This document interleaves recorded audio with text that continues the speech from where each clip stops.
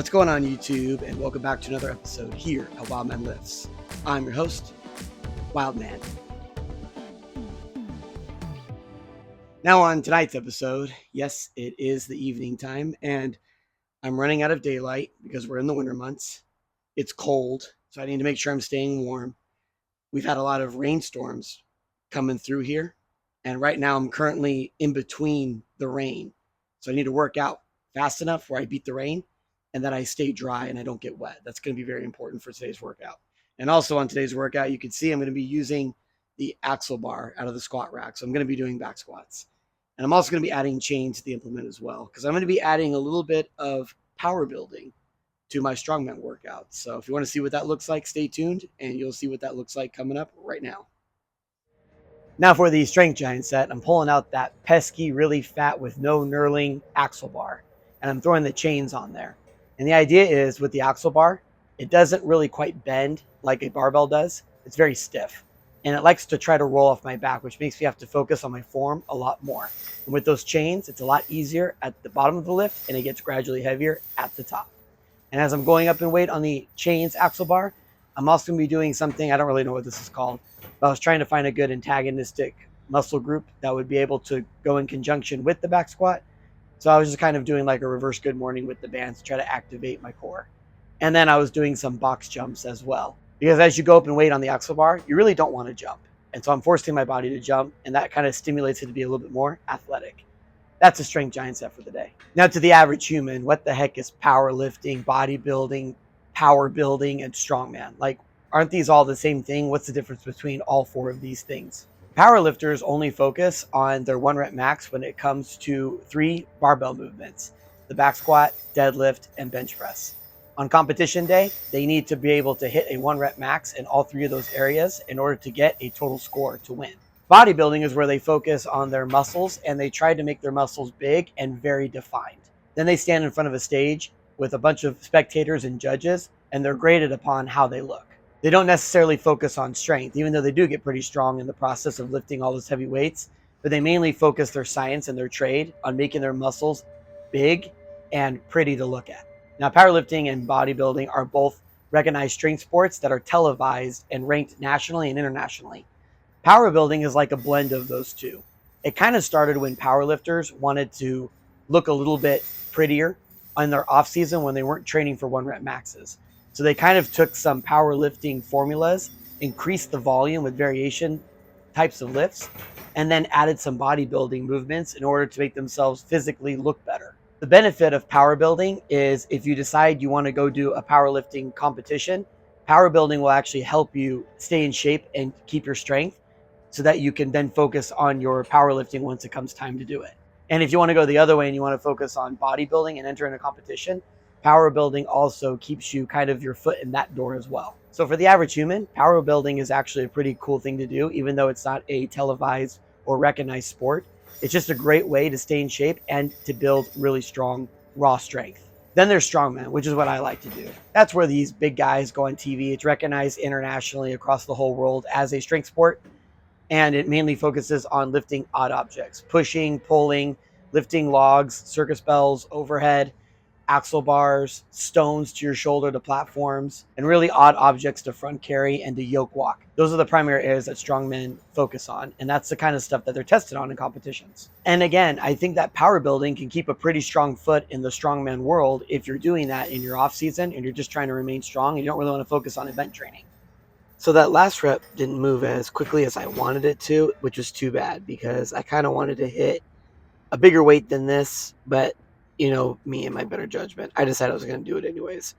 So for my top set, I decided I was going to put 420 pounds on the bar, plus those 5-pound chains to hold the drop down chains. So that makes it about 425 on the bar. So that makes it 45 pounds of drop chains technically. So it's about 470 pounds at the top of the lift and 425 pounds at the bottom of the lift. And the problem is that bar, because it doesn't have any knurling and it's thick and doesn't bend, it wants to slide off my back, which is what happened here. When I get stuck, it started to roll off my back, which is an uncomfortable position to be in when you're stuck and you need to recruit more muscle to help you lift. So it's probably time to add some athletic tape to the bar like I do for my log to get some grip on my back. Alrighty, so just a little bit of a scare there, a little life or death experience is actually pretty good for you, in my opinion. It reminds you that you're alive and you're grateful to be alive. And that was okay because that was actually, I think, 10 pounds more than what I was planning to do tonight to hit my 1 rep max with the chains. But this is what I'm going to do right now. And this is what I was really working up to a 1 rep max for. It was to take off the chains and then make the axle bar 400 pounds. And the idea is I'm going to try to do a 3 rep max. If I could do more, that'll be great. But if I can do one round of 3 reps with 400 pounds on the axle bar, that's what I was aiming for tonight. That'd be the most I've ever done without any chains on the axle bar. So that's the goal for tonight. So let's pop in. Let's see how that works out. Maybe I'll try not to kill myself this time. So this is going to be the volume portion, and I'm just going to try to do as many reps as I can with 400 pounds on the axle bar. And you could see, because that axle bar doesn't have any knurling on it, it's thick, doesn't bend, it wants to just roll off my back like it did when I was trying to go for my 1 rep max. But this is the most amount of weight I've ever done with time under tension, 3 reps, with the axle bar. And I really credit that with the chains and then coming down and doing this for 1 set and only focusing on doing as many reps as I can.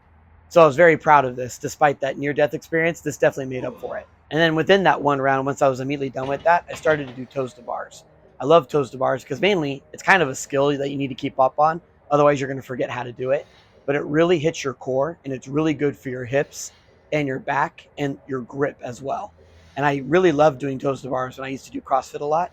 So I like to throw this in occasionally just to kind of keep myself sharp in that to see if I can do it, but also to reap the benefits, like I just said, of everything that it works. And then I also did the box jumps as well, just to try to finish off as an even number. So I just finished off the remaining things I could that would get me to 30 reps total by the time I was done. Now for the assistance giant set, I was actually doing 3 rounds, and now I'm doing what's called Australian pull-ups, which I've showed this before on a barbell. This is with an axle bar. So this is actually going to tax my grip a little bit more, and I kind of have to focus a little bit more on my technique and my descent in order to rep out as much as I can. But this is just a great upper back builder. I love doing this sometimes. Instead of pull-ups, I might do these instead if I'm a little fatigued like I was today. And then I would immediately move into sissy squats. And there's, again, I'm going to say the same joke again. There's nothing sissy about these kind of squats.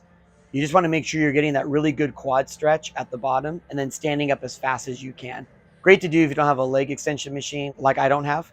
But in this case, I sometimes like doing this in lieu of a leg extension machine just because of how much I feel like it taxes the quads. And I really like to hit my quads hard on my squat days. Then I immediately move into something that I like to call hip swings or hip hinges, whatever you want to call them. But pretty much I like to do these in the pool when I'm done working out, and I like to do it without any band tension when I'm warming up for my leg day. So I've added a band there because I can't get in my pool because it's too freaking cold now.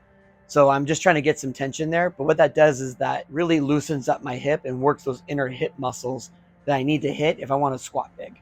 And for the accessory giant set, I was doing 3 rounds. This is the last round that I was doing, but I basically worked up to a 10 rep max with the axle bar. And with the axle bar, because it's so thick and it wants to slide out of my hands, I have to squeeze a lot harder, which I find puts more tension on my biceps. So this is a lot harder than doing it than I have on a barbell for sure. And then I immediately move into hitchhikers, which you see me do over and over again.